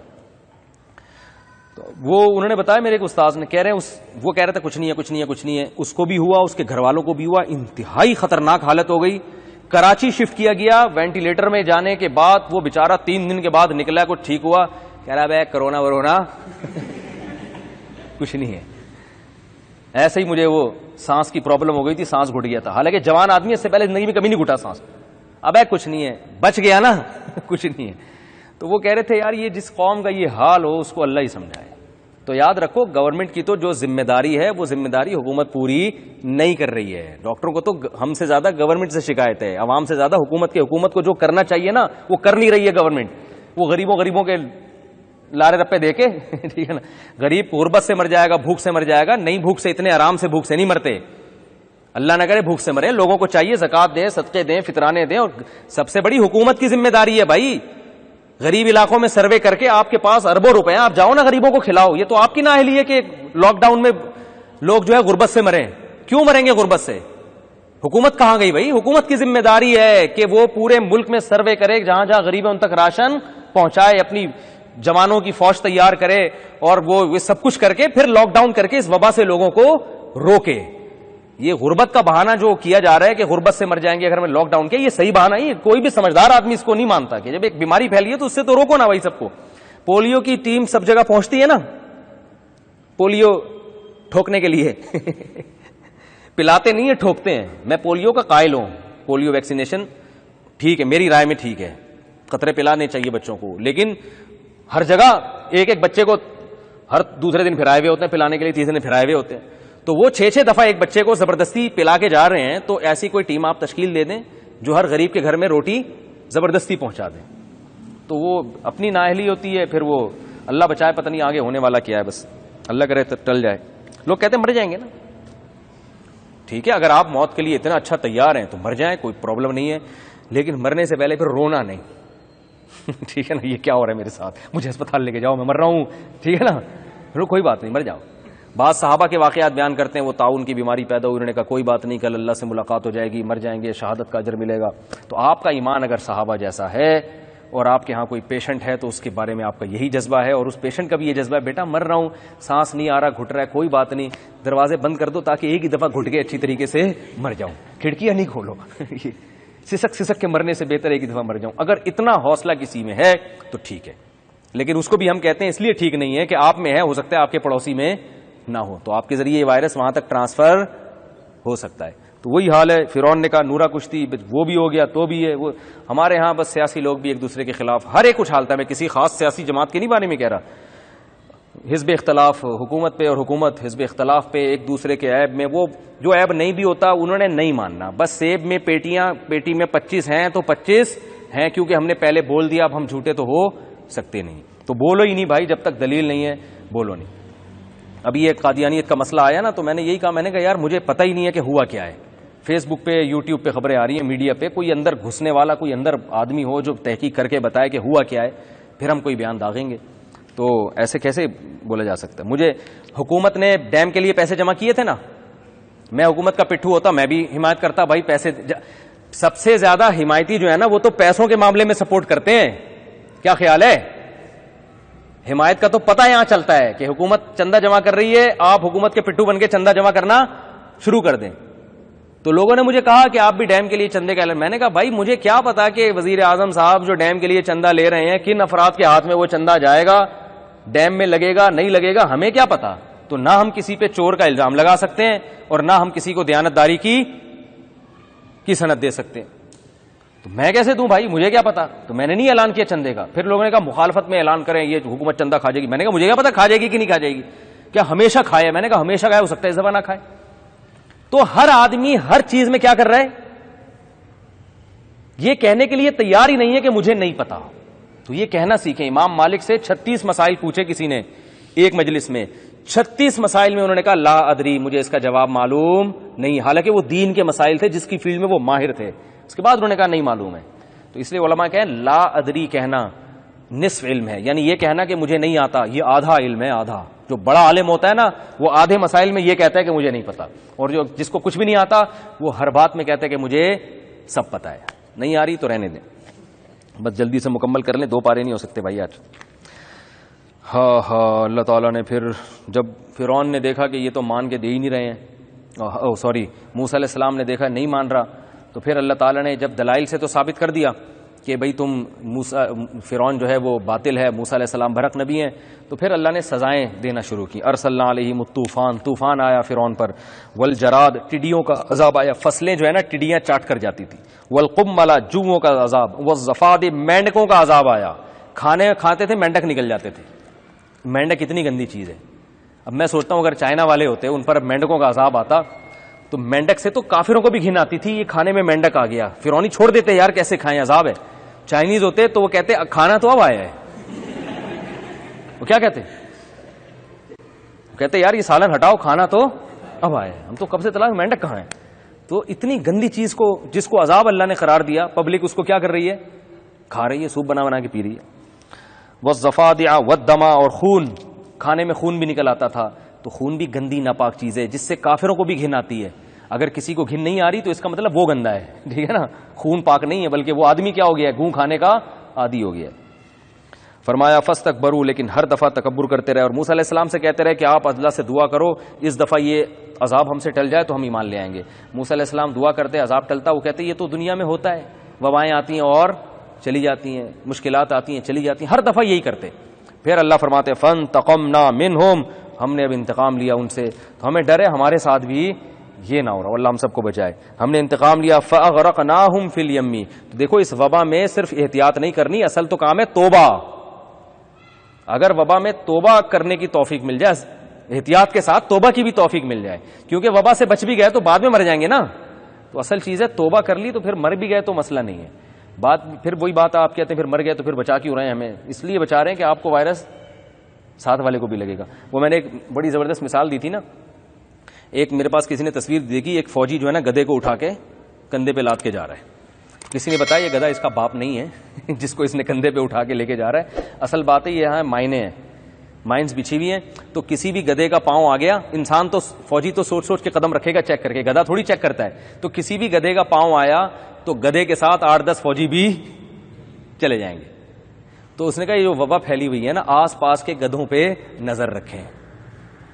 بہت سے لوگ احتیاط کر رہے ہیں لیکن آپ کے ساتھ اٹھنے بیٹھنے والے بہت سے بے احتیاط ہیں، وہ وائرس کو لے کے گردش کر رہے ہیں. وہ آپ سے جھپیاں پا کے ملیں گے، محبت سے ملیں گے، اور وہ خود تو مریں گے، وہ آپ کو بھی مروائیں گے. تو آس پاس کے گدھوں پہ بھی کیا رکھیں، بولو نا بھائی نا. تو وقتی طور پر اگر گدھے کو باپ بھی بنانا پڑے تو اس کو دلائل سے بات سمجھ میں نہیں آ رہی، اس کو ہدیے دیں, نذرانے دیں کہ یار وہیں سے بلوٹوتھ کے ذریعے سلام کر لو, بڑی مہربانی ہے. بعد میں آپ کے پاؤں چومنے کے لیے, جیسے یہ وائرس ختم ہو جائے نا, میں آپ کے پاؤں چوموں گا, اگرچہ آپ اس قابل نہیں ہو, لیکن وقتی طور پر پنجابی کی ایک مشہور مثال ہے کہ مجبوری میں گدھے کو بھی باپ بنانا پڑتا ہے. تو آج سمجھ میں آ رہا ہے کہ بنانا پڑتا ہے, تو بنا لیں. تو اللہ تعالیٰ نے فرمایا کہ ہم نے یہ سب کچھ ان پہ بھیجا, اور پھر کیا ہوا؟ اللہ اکبر. پھر اللہ فرماتے انتقام لیا اور ہم نے ان کو پانی میں غرق کر دیا, اور ہم نے زمین کا وارث اس کمزور قوم کو بنا دیا جو مشرق اور مغرب میں کمزور سمجھے جاتے تھے. ہم نے ان کو مالک بنا دیا. اور تمت کلمت ربک الحسنی علی بنی اسرائیل, اللہ نے بنی اسرائیل سے جو وعدہ کیا تھا کہ تقوی اختیار کرو گے تو دنیا پہ غالب کروں گا, تو انہوں نے پیغمبر کا ساتھ دیا, اللہ نے ان کو دنیا پہ غالب کر دیا. کافی ہو گیا بس. یہ تو موسیٰ علیہ السلام کا واقعہ سورہ طٰہٰ میں اور تفصیل سے آئے گا انشاءاللہ, وہاں بیان کروں گا. بس اس صورت میں ایک اور دلچسپ واقعہ ہے. اللہ نے یہودیوں کو منع کیا تھا ہفتے کے دن مچھلی کا شکار مت کرنا. یہ کم وقت کیا کرتے تھے, وہ جو ہے نا جال لگا کے پہلے بیٹھ جاتے, مچھلیاں آگے پھنس جاتی اور اتوار کو نکال لیتے تھے. ہفتے کو جال لگاتے کیونکہ ہفتے کو مچھلیاں زیادہ آتی تھیں, اللہ تعالیٰ بعض دفعہ آزماتے بھی ہیں, تو وہ اتوار کو نکال لیتے تھے. منع کیا بعض لوگوں نے, بھائی یہ غلط کر رہے ہو, شکار تو ہو گیا نا, جب جال میں پکڑ لیا تو شکار تو ہو گیا. تو لیکن یہ کہ نہیں مانے تو اللہ نے بندر اور خنزیر بنا دیا ان کو. تو اس سے پتہ چلتا ہے کہ اللہ کی حدود کے قریب نہیں آنا چاہیے. بعض لوگ اس سے کیا کرتے ہیں, دلائل دیتے ہیں کہ جو فقہائے کرام نے ہیلے بیان کیے نا, ہیلے ویلے, یہ سب خاص طور پہ حنفیوں پہ تو بہت رد کیا جاتا ہے. اب یہ انہوں نے اپنی کتاب میں ہیلا رکھا ہے سود سے بچنے کا, ہیلے ویلے کچھ نہیں ہوتے. ٹی وی میں ایک اہل حدیث عالم بیان کر رہے تھے, وہ اچھے عالم ہیں, قابل احترام ہے, لیکن وہی بات ہے نا کہ آج کل دلیل کوئی بھی اٹھ کے کچھ بھی, کوئی سامنے بیٹھا ہی نہیں ہوتا کوئی دلائل سے جواب دینے والا. پبلک یک طرفہ دلائل سن رہی ہوتی ہے, اور دوسرا آدمی کوئی وہ ہوتا ہی نہیں, اس بیچارے کو خود کچھ پتہ ہی نہیں ہوتا, وہ بیٹھ کے اوٹ پٹانگ پھینک رہا ہوتا ہے. نیچے کمنٹس میں لوگ کہتے ہیں دیکھو بھائی کیا ٹائٹ دلیل ہے. تو وہ ایک اہل حدیث عالم اس طرح بات کر رہے تھے کہ یہ جو ہیلے ہیں نا, یہ جو مختلف قسم کے ہیلوں, میں زیادہ نہیں گہرائی میں جاؤں گا کہیں آپ ان کے نام تک نہ پہنچ جائیں, خام ایک بدمزگی ہوتی ہے نا, اختلاف کا ماحول پیدا ہوتا ہے. تو مجھے خیال ہوا میں ان کے سامنے بیٹھا ہوتا, میں ان سے کہتا کہ قرآن میں ہی ہیلوں کا تذکرہ بھی ہے. ایوب علیہ السلام نے قسم اٹھائی تھی کہ میں جب ٹھیک ہو جاؤں گا اپنی بیوی کو 100 کوڑے ماروں گا, تو اللہ نے ہیلا بتایا, اتنی نیک بیوی ہے, قسم نہ پوری کریں تو بھی یہ عجیب بات ہے, اور ماریں تو اللہ نہیں چاہتے تھے کہ اتنی خدمت گزار بیوی کے 100 ڈنڈے لگیں. تو اللہ نے فرمایا کہ ہیلا کر لو, ایک جھاڑو میں 100 تنکے لے کے وہ ایک جھاڑو ایک دفعہ مار دو, ٹھیک ہے نا. تو ہیلے کی 2 قسمیں, ایک جائز ہیلا اور ایک ناجائز ہیلا. بنی اسرائیل جو کر رہی تھی وہ ناجائز ہیلا تھا, کیونکہ شکار سے اللہ نے منع کیا. تو شکار کی ڈیفینیشن کیا ہے, جال میں مچھلیوں کا پھنس جانا. نکالنے کی اتنی بڑی ویلیو تھوڑی ہے, نکال تو آپ کب بھی لو, کسی بھی وقت لو. تو ہفتے کو مچھلیاں زیادہ آ رہی ہیں تو وہ جال لگا کے بیٹھ جاتے تاکہ مچھلیاں پھنس جائیں اس میں, کیونکہ اتوار کو مچھلیاں ہوتی نہیں ہیں. مچھلیاں بھی دیکھیں سنڈے منڈے سمجھتی ہیں کہ کیا ہوتا ہے. تو اب وہ اتوار کو پھانس لے تو شکار تو ہو گیا نا, تو جو مقصد تھا آزمائش کا وہ مقصد کیا ہو گیا, فوت. تو یہ ہیلا ناجائز ہے, کیونکہ اس میں شریعت کی حکمت کیا ہو رہی ہے, فوت ہو رہی ہے, مقصد ہی فوت ہو رہا ہے. اور بعض ہیلے جو فقہا نے بیان کیے وہ جائز ہیں, کیونکہ وہ حرام سے بچنے کے لیے ہیں, وہ حرام میں مبتلا ہونے کے لیے نہیں ہے. اب نیک بیوی کو 100 کوڑے مارنا کوئی شریعت میں پسندیدہ کام تو نہیں ہے نا. تو یہاں ہیلا اختیار کیا گیا کہ بھائی 100 ڈنڈیاں انہوں نے بولا تھا ماروں گا, تو بھائی تنکوں والی جھاڑو لیں, 100 اس میں وہ ہو تو وہ ایک ہی دفعہ مار دیں تو 100 لگ جائیں گی. کیا خیال ہے؟ تو یہ ہیلا ہے ایک برائی سے, ایک برائی تو نہیں کیسے, نازیبا کام سے بچنے کے لیے. تو اسی طرح یہ جو بہت سارے ہیلے فقہا نے بیان کیے ہیں وہ بھی سود سے بچنے کا ہیلا ہے. بہت سارے ہیلے ہیں جو بھائی اس طرح سے کرو کاروبار تو وہ جائز ہو جائے گا, اس طرح سے کرو تو ناجائز. لوگ کہتے ہیں کان ادھر سے پکڑو ادھر سے پکڑو, ایک ہی بات ہے. تو یہ تو حرام ہیلا ہے, وہ حرام ہیلا نہیں ہے. اس طرح سے کرو گے تو وہ سود رہے گا نہیں, وہ بزنس بن جائے گا. اور یہ ہیلے تو نبی صلی اللہ علیہ وسلم نے بتایا, حضرت بلال کو بتایا, مشہور حدیث ہے, میں ابھی زیادہ ڈیٹیل میں نہیں جاؤں گا. انہوں نے ایک کاروبار کیا تھا, وہ آپ نے فرمایا سود ہے, اس کو اس طرح سے کرو, حالانکہ رزلٹ ایک ہی نکل رہا تھا. تو یہ فقہا کا کام ہوتا ہے, علماء کا کام ہوتا ہے کہ وہ بتائیں کون سا ہیلا جائز ہے اور کون سا ناجائز ہے. اسی طرح یہ حلالے کا جو ہیلا ہے اس کو بھی علی اطلاق حرام کہتے ہیں, حالانکہ یہ بھی غلط ہے. 3 طلاقیں کسی مرد نے دے دی, عورت نے عدت گزاری, عدت گزارنے کے بعد عورت نے کسی مرد سے شادی کی اور بغیر کسی ایگریمنٹ کے, زبان سے ایگریمنٹ نہیں ہوا, نکاح کیا. اب مجھے ایک بات بتاؤ, یہ لوگ کہتے ہیں حلالہ بغیرتی ہے اور حلالے پر لعنت ہے, حلالہ بغیرتی ہے. کون سے اسٹیپ میں بغیرتی ہو رہی ہے مجھے یہ بتاؤ ذرا. پری پلان ہو, پہلے سے ایگریمنٹ کر کے ہو, پھر تو ہے بغیرتی. لیکن قرآن نے بھی تو حلالے کا تذکرہ کیا نا. اللہ نے فرمایا اگر 3 طلاقیں دینے کے بعد, ایک صاحب کہنے لگے حنفی لوگ 3 طلاقوں کو 3 کہہ کے جو ہے نا حلالے کا راستہ کھولتے ہیں.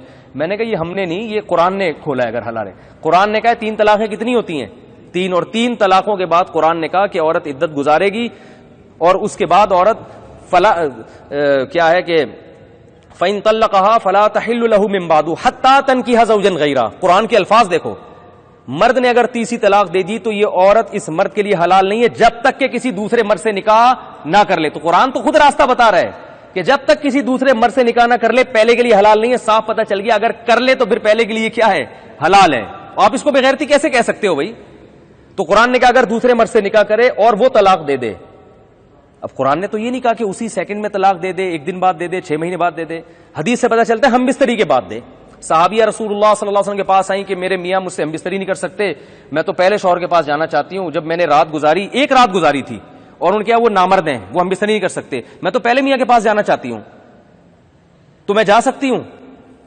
مطلب ان صحابیہ کو اعتراض ہی یہ ہوا تھا کہ بھائی قرآن نے بیان کیا ہے کہ دوسرے مرد سے نکاح کیے بغیر آپ پہلے کے پاس نہیں جا سکتی. تو صحابیہ آئیں, انہوں نے عرض کیا یا رسول اللہ دوسرے مرد سے نکاح تو ہو گیا ہے لیکن کنفیوژن یہ ہے کہ ہم بستری نہیں ہو پا رہی, تو کیا میں پہلے کے پاس جا سکتی ہوں؟ آپ نے یہ تو نہیں فرمایا, تو بڑی بغیرتی ہے, پہلے کے پاس جا رہی ہو ہیں, یہ تو حلالہ کر رہی ہو. اس کا مطلب تم کیا کر رہی ہو, حلالہ کر رہی ہو, کچھ بھی نہیں, کوئی تنبیہ نہیں کی. فرمایا نہیں جا سکتی جب تک کہ وہ ہم بستری نہ کر لے. نہیں آ رہی بات سمجھ میں؟ مطلب یہ تھا کہ اگر آپ کے شوہر ہم بستری کر کے آپ کو طلاق دے دیں تو پھر پہلے کے پاس, بولو نا بھائی, صاف اس حدیث کا یہ مطلب ہے یا نہیں ہے کہ بھائی جب تک ہم بستری نہیں کر لیتے علاج کر کے یا کسی بھی طریقے سے. وہ کہہ رہی یا رسول اللہ میں پہلے شوہر سے نکاح کر سکتی ہوں. آپ نے فرمایا لا حتی تذوقی, حدیث کے الفاظ دیکھو, حتی تذوقی عسیلتہ ویذوق عسیلتکی, جب تک وہ تم سے جمع نہیں کر لیتے اور تم ان سے ہم بستری نہیں کر لیتی اس وقت تک تم پہلے کے لیے حلال نہیں ہو. یہ الفاظ ہیں. کیا مطلب؟ صاف پتہ چل رہا ہے اگر یہ کام ہو جاتا ہے تو پہلے کے لیے کیا ہو جاتی ہو, حلال ہو جاتی. صاف حدیث میں ہے. تو یہاں بھی یہی ہے, ایک نظریہ پہلے گھڑا جاتا ہے, ٹھیک ہے نا, فقہا کو ملامت کی جاتی ہے یہ سارے غلط تھے, جتنے فقہا صدیوں میں پیدا ہوئے کتابوں میں سب غلط تھے. ہم ہیں قرآن و حدیث کو سمجھنے والے, اور بیوقوف عوام کو خود چونکہ قرآن و حدیث آتا نہیں ہے تو وہ بیٹھ کے کہتے ہر بات حدیث کے حوالے کے ساتھ. جس حدیث کا حوالہ دے رہے ہیں اس حدیث کا مطلب بھی نہیں سمجھ رہے ہوتے, ٹھیک ہے نا, اس حدیث سے خود ان کی مخالفت ہو رہی ہوتی ہے. تو یہ جو حدیث میں آتا ہے نا کہ نبی صلی اللہ علیہ وسلم نے فرمایا, وہ صحابی آئیں نبی کے پاس, یا رسول اللہ میرے شوہر نے 3 طلاقیں دی تھی, میں نے کسی مرد سے نکاح کیا ہے, وہ مرد ہم بستری نہیں کر پا رہے, اور کیا میں پہلے کے پاس جا سکتی ہوں؟ آپ نے فرمایا نہیں جا سکتی جب تک کہ یہ ہم بستری نہ کر لیں, تو پھر طلاق لے کے جا سکتی. اس سے یہ بھی پتا چل رہا ہے وہ خاتون, اس میں اشارہ بھی مل رہا ہے کہ وہ خاتون جانا چاہتی تھی پہلے میاں کے پاس لیکن وہ مجبور تھی کہ جمع نہیں ہوا, پتہ نہیں میں پہلے کے پاس جا بھی سکتی ہوں کہ نہیں جا سکتی. تو اور وہ حدیث میں جو لعنت آئی ہے کہ لعن اللہ المحلل والمحلل له, اس کا مطلب صاف جب دونوں طرح کے دلائل کو جمع کریں گے تو صاف پتہ چلتا ہے کہ ایک حلالہ حرام ہے اور ایک کیا ہے, جائز ہے. تو حرام اور حلال میں فرق کیا؟ ایگریمنٹ ہونے کا. پہلے سے ایگریمنٹ کیا کسی مرد سے کہ تم مجھ سے شادی کرو اور اس شرط کے ساتھ کہ تم نے مجھے لازمی چھوڑنا ہے, تو یہ ایگریمنٹ حرام ہے. لیکن اگر یہ ایگریمنٹ نہ ہو تو پھر کسی سٹیپ پہ نہ کوئی بغیرتی ہے نہ کوئی حرام کام ہے. کیوں نہیں ہے؟ اس لیے کہ جب پہلے مرد نے 3 طلاقیں دے دی, اس عورت نے اس کی عدت پوری کر لی, تو اس عورت کا اس مرد سے کوئی تعلق نہیں ہے. یہ پتہ ہے کیا کہتے ہیں, ایک آدمی کی بیوی کو دوسرے کے گھر سے گھما کے لایا جا رہا ہے, اس کی بیوی ہے ہی نہیں, وہ ہے بھائی, اس کی بیوی ہے ہی نہیں. اب جب عدت پوری ہو گئی اس عورت کا اس سے کوئی رشتہ نہیں ہے. اس مرد کے علاوہ دنیا میں کسی بھی مسلمان مرد سے شادی کرتی ہے, غیرت کے خلاف ہوگا یہ کام؟ بولو بھائی. کر لی اس نے شادی. اب شادی کرنے کے بعد شریعت میں طلاق کا مطالبہ پسندیدہ کام نہیں ہے, لیکن اگر کوئی ریزن ہو تو طلاق کا مطالبہ جائز ہے.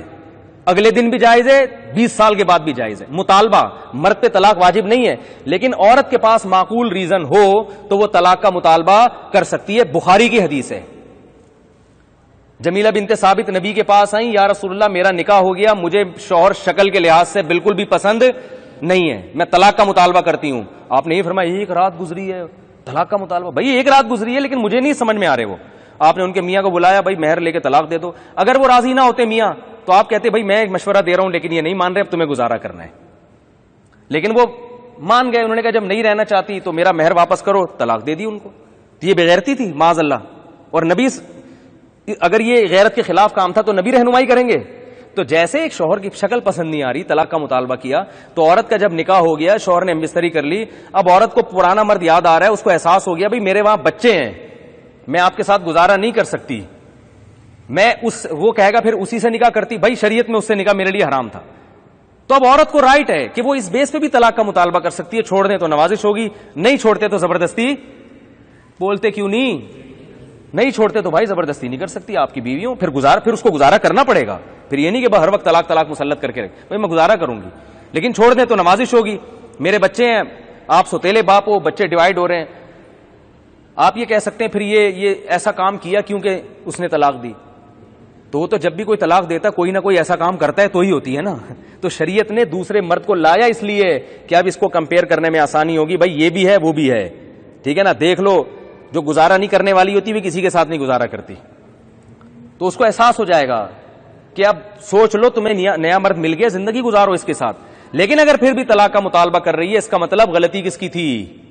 عورت کی تھی. اس کو اب پرانا میاں اچھا لگ رہا ہے, اور اس بات کا بھی امکان ہے اب دوبارہ وہاں شادی کرے گی تو دوبارہ طلاق کی نوبت نہیں آئے گی, اس کو بھی غلطی کا احساس, اور وہ بھی شادی اگر دوبارہ کرتا ہے اس کا مطلب وہ بھی طلاق دے کے خوش, بولو نا بھائی, نہیں ہے وہ بھی خوش نہیں ہے, ورنہ اس پہ بھی پابندی نہیں ہے کہ وہ شادی کرے. وہ کہے بھائی تو وہاں سے طلاق لیتا ہے, مجھ سے تو پوچھ کے میں کروں گا, ابھی تجھ سے شادی نہیں کروں گا, اس کو بھی اختیار ہے. اب دیکھو دوبارہ سے میں یہ جو کہتے ہیں نا بغیرتی ہے, تو کون سے اسٹیپ سے بغیرتی ہے مجھے وہیں پکڑ لینا. مفتی صاحب یہاں سے بغیرتی شروع ہو رہی ہے. یہ جو ہمارے بعض اہل حدیث حضرت, سب نہیں, بعض اہل حدیث حضرت کہتے ہیں یہ حلالہ بغیرتی ہے, تو جہاں سے بغیرتی والا کام شروع ہو مجھے آپ نے وہیں قرآن و سنت کی روشنی میں وہیں پہ کیا کر لینا ہے, پکڑ لینا ہے. مجھ سے یہاں سے بغیرتی شروع. تو 3 طلاق کے بعد عدت پوری ہوئی, ایک عورت کا اب اس مرد سے کوئی رشتہ نہیں ہے, اب وہ دنیا میں کسی بھی مرد سے نکاح کرے بغیرتی ہے, تو وسیم بھائی سے کر لیا تو بغیرتی ہوگی, ستار سے کر لیا, وسیم سے کر لیا, بغیرتی نہیں ہے نا. یہاں تک مرد نے اپنے زوجہ سے ہمبستری کی, بغیرتی ہے, اس کی بیوی ہے بھائی وہ.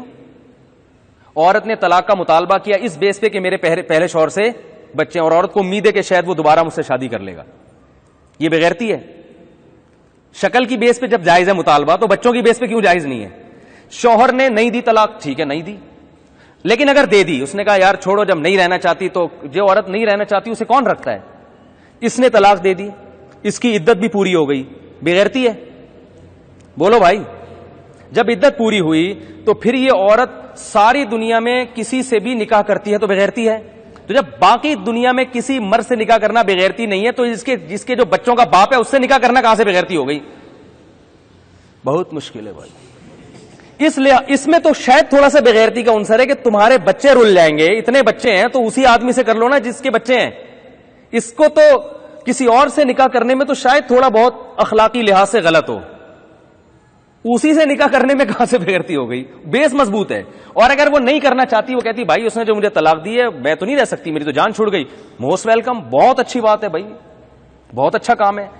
تو عورت کو اللہ نے اختیار دیا ہے بھائی, جہاں چاہے کرو, پرانے والے سے بھی کر سکتی ہو اور کسی نئے والے سے بھی, اور جو نیا دوسرا میاں ہے اسی کے ساتھ گزارا بھی کر سکتی ہو. تو اختیارات کس کے بڑھ رہے ہیں؟ عورت کے. لوگ کہتے ہیں عورت پہ ظلم ہو گیا, ہائے بیچاری کو حلالہ کرایا جا رہا ہے, ہائے بیچاری کو ساتھ یہ کیا جا رہا ہے, ہائے بیچاری. کیوں؟ بیچاری کے تو اختیارات بڑھائے جا رہے ہیں. بیچاری کو کہا جا رہا ہے تو اس نے تو کمبخت نے طلاق دے دی, تم نہیں رہنا چاہو تو تمہاری مرضی ہے. بیچارہ تو وہ ہے. ہمارے اہل حدیث بھائی کیا کرتے ہیں انتہائی احترام کے ساتھ, 3 طلاقوں کو نافذ نہ کر کے مرد کو دوبارہ طلاق سے کھیلنے کا موقع دیتے ہیں. بات آ رہی ہے سمجھ میں؟ ٹھیک ہے. اسلام نے مرد کے اختیارات کیا کر دیے ہیں؟ ختم کر دیے ہیں. یہ نہیں ہو سکتا, اب نہیں تم نکاح کر سکتے. تو کس اسٹیپ پہ بغیرتی اور غیرت کے لیبل آپ خود سے نہیں لگا سکتے. اس کے لیے آپ کو شریعت سے کوئی دلیل پیش کرنی پڑے گی, قرآن و سنت سے کوئی دلیل پیش کرنی پڑے گی. تو ہمارے ہاں علم بالکل بھی نہیں ہے, لیبل ہے قرآن و سنت کے, وہ چل رہے ہیں حدیث نمبر قرآن کی. غامدی صاحب جیسے پیش کرتے ہیں آیت نمبر, یہ غامدی صاحب نے سورہ اعراف کی آیت نمبر, یہ اس آیت میں 5 چیزوں کو حرام قرار دیا, 5 چیزیں ترجمہ تو کرو, وہ 5 چیزیں جو ہے نا, جو ترجمہ تو کم از کم بھائی کوئی سن لے. لوگ کہہ رہے ہیں یہ ہوتے ہیں دلائل. یہ کیا ہوتے ہیں؟ دلائل. الاسم کا ترجمہ ہے حق تلفی. وہ یہ لوگ کیا کرتے ہیں پوری بحث میں نا ایک چیز, ایک ڈنڈی مار رہے ہوتے ہیں. تو اس لیے جیسے وبا پھیلی ہے کہ نہیں پھیلی یہ کون بتائے گا؟ ڈاکٹر. تو اسی طرح قرآن و حدیث کے بھی ماہرین ہیں, وہ مجتہدین ہیں, وہ فقہاء ہیں. لوگ مجھے کہتے ہیں اپنے بابوں کا دفاع کرتا ہے. او بھائی میں ابو حنیفہ, امام شافعی, مالک, احمد بن حنبل جیسے مجتہدین کا دفاع کر رہا ہوں. وہ ساری امت کے بابے ہیں, ٹھیک ہے نا, پوری, اور آپ بھی مانتے ہیں ان کو. ان کا دفاع کرنے والا, اپنے بابوں کا دفاع کرنے والا, اور جو آج 15ویں صدی میں پیدا ہونے والے شخص کا دفاع کر کے پورے مجتہدین کو غلط قرار دے رہا ہے، وہ شخصیت پرست نہیں ہے. غامدی کے فالوورز غامدی کا دفاع کریں گے، اور امام بخاری بھی غلط، ابو حنیفہ بھی غلط، امام شافعی بھی غلط، امام احمد بن حنبل بھی غلط، سارے محدثین غلط، غامدی صحیح. لیکن ہم جو ان سب کی دفاع کریں گے تو ہمیں کہیں گے یہ شخصیت پرست ہیں. شخصیت پرست وہ ہوتا ہے جو ایک بابے کو لے کے بیٹھ کے ہر چیز اسی کی ٹھیک کرنے میں لگا ہوا ہو، یا وہ ہوتا ہے جو پوری امت کو صحیح قرار دے رہا ہو. تو یہ جتنے لوگ ہمیں شخصیت پرست کہتے ہیں یہ خود شخصیت پرست ہوتے ہیں. سمجھ رہے ہیں؟ ان کا کوئی نہ کوئی بابا ہوتا ہے جس پہ بابے کا لیبل لگانے کے لیے تیار نہیں ہوتے. یہ ہوتا وہ ان کا بابا ہی ہے. کسی کا بابا پروفیسر ہے، کسی کا بابا انجینئر ہے، کسی کا بابا کچھ اور ہے. وہ پوری امت ایک طرف ہوگی اور کہتے ہیں اس کے پاس دلیل ہے. اصل میں اس کے پاس دلیل اس لیے کہ آپ کو دلیل کا خود کو کخ پتہ نہیں ہے، ٹھیک ہے نا، اس لیے آپ کو لگ رہا ہے. پھر آ گیا مسئلہ ختم. نہیں ہو سکتا بھائی، ہم لوگ نہیں تفسیر پڑھ سکتے. میں اصل میں کوشش کرتا ہوں جو آیتوں سے جو موجودہ حالات پہ منطبق تو کروں نا اس کو، ورنہ تو جنرل نالج کے لیے صرف پڑھ لینا تو کوئی بات نہ ہوئی نا. ان آیتوں کو موجودہ حالات پہ منطبق کرنا بھی تو ہوتا ہے نا، کہ ان آیتوں کا اس زمانے میں ہمیں سبق کیا ملتا ہے. تو غیرت تو وہ ہیلے پہ بات آئی تھی کہ بعض لوگ یہ بنی اسرائیل کے ہیلے سے یہ والے ہیلے بھی نکال لیتے ہیں کہ ہر ہیلا ناجائز نہیں ہوتا، بعض ہیلے جائز ہوتے ہیں. تو یہ جو شرعی حلالہ ہے نا بغیر ایگریمنٹ کے، یہ ہیلا ایسا ہیلا ہے جس سے میاں بیوی کا گھر بس رہا ہے، بچوں کو اوریجنل باپ مل رہا ہے. تو یہ نہ صرف جائز ہے بلکہ اس حلالے کو فقہاء نے ثواب لکھا ہے. سمجھ میں آ رہی ہے بات؟ آپ کہہ سکتے ہیں طلاق تو ناجائز ہے، پسندیدہ چیز نہیں ہے. جب کوئی مصلحت ہو تو پھر پسندیدہ ہے. بھائی دوسرے میاں سے عورت طلاق لے گی نا تو آپ کہیں گے طلاق تو اسلام میں پسندیدہ نہیں، حدیث میں آتا ہے اللہ کو بہت ناپسند ہے. جب کوئی مصلحت نہ ہو. مصلحت ہو تو پھر پسندیدہ ہے. یہ تو مصلحت تھی نا، ان صحابیوں کو میاں پسند نہیں آ رہے تھے، بھائی گزارا نہیں ہو سکتا، اتنا ڈفرنس تھا، تو مصلحت تھی کہ الگ کر دیا جائے. اسی طرح عبد الرحمن ابن عوف رضی اللہ تعالیٰ عنہ مدینہ آئے، کوئی رشتہ نہیں مل رہا تھا. ایک صحابی نے کہا کہ آپ اجنبی ہیں، کون رشتہ دے گا یہاں آپ کو؟ میری 2 بیویاں، میں ایک کو طلاق دیتا ہوں، آپ اس سے نکاح کر لیں. تو یہ غیرت کے خلاف تھا. ان کو پتا تھا بھائی اجنبی ہیں، کون رشتہ دے گا، بیچارے جوان آدمی ہیں، انسان میں شہوتیں بھی ہوتی ہیں، تو میں ایک زوجہ کو ڈیورس دے دیتا ہوں، وہ عدت کے بعد ان سے نکاح کر لیں گی. تو یہ غیرت کے خلاف کام کیا. بولو بھائی، آپ کو لگے گا لیکن حقیقت میں نہیں ہے. عبد الرحمن ابن عوف آئے تھے نا ہجرت کر کے، تو ایک انصار صحابی نے کہا تھا میری 2 بیویاں ہیں، آپ کی ایک بھی نہیں ہے، تو میں ایک کو طلاق دیتا ہوں. ظاہر اپنی بیوی سے پوچھا ہی ہوگا نا کہ بھائی اس سے نکاح کر لو. بعض دفعہ میاں بیوی میں اتنا معاشقہ ہوتا ہے کہ عورت راضی نہیں ہوتی، تو بہت اچھی بات ہے. اگر کسی میاں بیوی میں اتنا عشق ہے وہ کہ نہیں میں آپ کے چرنوں میں ہی بیٹھی رہوں گی، میں نہیں جا سکتی، پھر نہ دیں اس کو طلاق. ٹھیک ہے نا. بعض دفعہ عورت کا واجبی تعلق ہوتا ہے، وہ واجبی ہوتا ہے کہ بھائی ٹھیک ہے آپ بھی میاں ہیں، ہم بھی بیوی ہیں، زندگی گزار رہے ہیں، تو مرضی ہے، چھوڑ دے تو کہیں اور کر لوں گی، نہیں تو ان کا ذاتی معاملہ ہے نا. بھائی یہ غیرت کے فیصلے میاں بیوی خود کریں گے. بیوی اگر ایک دم جذبات میں آ جاتی ہے، نہیں یہ کیسی بات، اس کا مطلب یہ چھوڑنے کے لائق، بولو بھائی نہیں، یہ چھوڑنے کے لائق نہیں ہے. چھوڑو، ایک بڑے بڑے دلچسپ واقعات آ رہے ہیں، بعد میں جلدی سے یہ پارا مکمل کر لوں. یہ نہیں ہو سکتا بھائی، بس وما علینا الا البلاغ.